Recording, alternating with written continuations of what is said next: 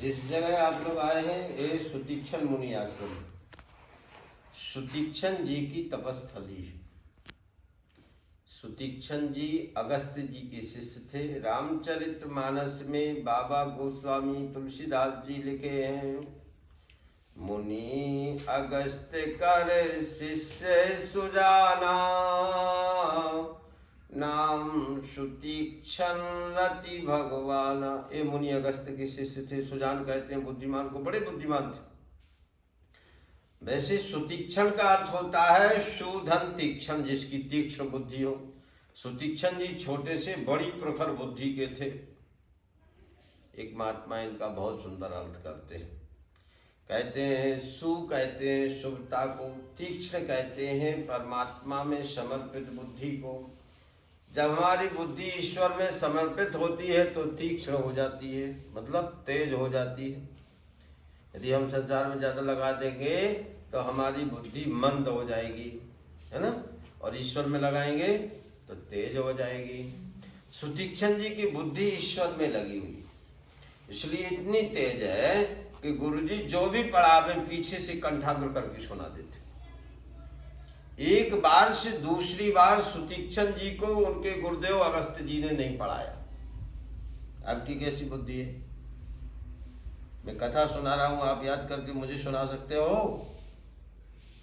सुतीक्षण जी की बुद्धि इतनी तेज थी। सुतीक्षण अल्पकाल में समस्त वेद विद्याओं में पारंगत हुए, सारी विद्याओं का अभ्यास कर लिया। गुरुदेव ने हृदय से लगाया, सुतीक्षण आज तू समस्त विद्याओं में पारंगत हुआ, मेरी इच्छा है तेरे जैसे विद्वान को धर्म का प्रचार प्रसार करना चाहिए। सुतीक्षण जी गुरु जी के चरणों में साष्टांग प्रणाम किए। गुरुदेव, मेरे पास जो भी है वो आपकी कृपा का फल है, आपका दिया हुआ ही है। सर्वप्रथम मुझे आपके श्री चरणों में कुछ भेंट समर्पित करने का सौभाग्य प्राप्त होना चाहिए। गुरु जी मैं प्रार्थना करता हूँ, मेरे से आप गुरु दक्षिणा में कुछ मांगिए। गुरु जी आंख बंद किए, सुतीक्षण के अंतःकरण को देखे, इनका चित्त पूर्णतया परमात्मा में समर्पित हो चुका था, बुद्धि में ईश्वर समर्पित हो चुका था। हृदय में भक्ति रूपी गंगा प्रभावित हो रही थी, अनुराग का समुद्र उमग रहा था, प्रेम का प्रबल वेग चल रहा था। इतनी भयंकर वेदना विकराल विरह ईश्वर से मिलने के लिए गुरु जी को विश्वास हो गया, मेरे से पहले इसको परमात्मा मिलेंगे। बोले ठीक है, तू गुरु दक्षिणा देना चाहता है, परमात्मा को मुझे दे दे, ईश्वर का दर्शन मुझे करा दे, यही तेरी गुरु दक्षिणा है। शायद मैं आपसे कहूं कि मुझे ईश्वर का दर्शन करा दो, क्या करोगे आप? आपको तप करना पड़ेगा। आप जब तप करेंगे ईश्वर आपके पास में आएगा, तब आप किसी को दर्शन करा पाएंगे ना। तो सुतीक्षण को निश्चित हुआ कि मुझे तप करना है, लेकिन ये निश्चित नहीं हो पा रहा था कि मैं तप कहाँ करूं। निर्णय लिए मैं भारत भूमि में भ्रमण करूंगा, जहां मेरे मन की एकाग्रता हो जाएगी वहीं बैठ करके ईश्वर चिंतन करूंगा। भारत भूमि में भ्रमण करते हुए सुतीक्षण जी यहाँ पधारे। जैसे इस भूमि में प्रवेश हुए, सुतीक्षण के हृदय में भगवान प्रकट हो गए। मन का कनेक्शन सुतीक्षण जी का भगवान के श्री चरणों में लग गया। सुतीक्षण जी ध्यानस्थ हो गए। जिस जगह आप लोग आए हैं बेटे, ये कोई साधारण जगह नहीं है, साधारण आश्रम नहीं है, त्रेता युग का आश्रम। आज मैं प्रमाण के लिए एक बात बताऊं, किसी एक मंत्र को आप 20 मिनट तक जपिए, मन अपने आप एकाग्र हो जाएगा, मन अपने आप कंट्रोल हो जाता है। आज भी वो महर्षियों की तपस्या का ये प्रभाव। सुतीक्षण जी तप कर रहे हैं। वनवास काल में प्रभु श्री राम चित्रकूट आए, अयोध्यावासी भीड़ लगाए।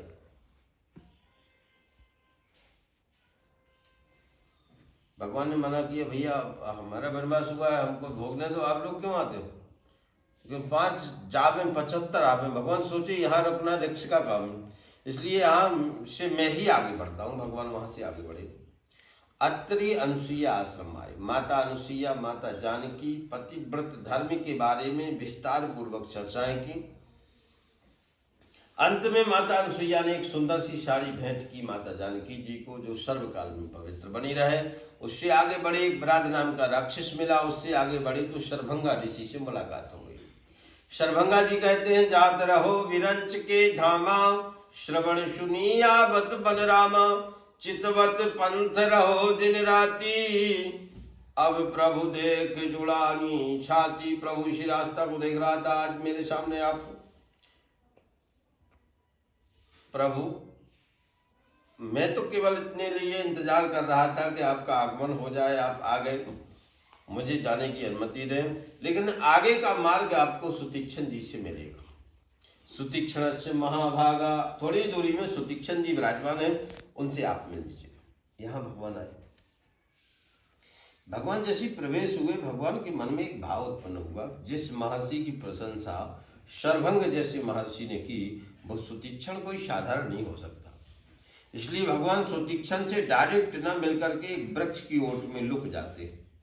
तुलसी बाबा लिखते हैं कि प्रभु देखें तरुओट लुकाई, एक वृक्ष की ओट में लुक करके प्रभु सुतीक्षण को देखते। वो वृक्ष मंदिर के पीछे है, अर्जुन का वृक्ष। अनेक देवी देवताओं की आकृति उस वृक्ष में अपने आप उत्पन्न होती।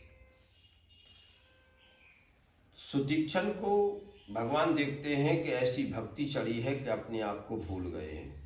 को मैं कहाँ पंथ नहीं सूझा, मैं कौन हूँ, कहाँ से आया हूँ, मुझे पता नहीं, कहाँ जाना है पता नहीं।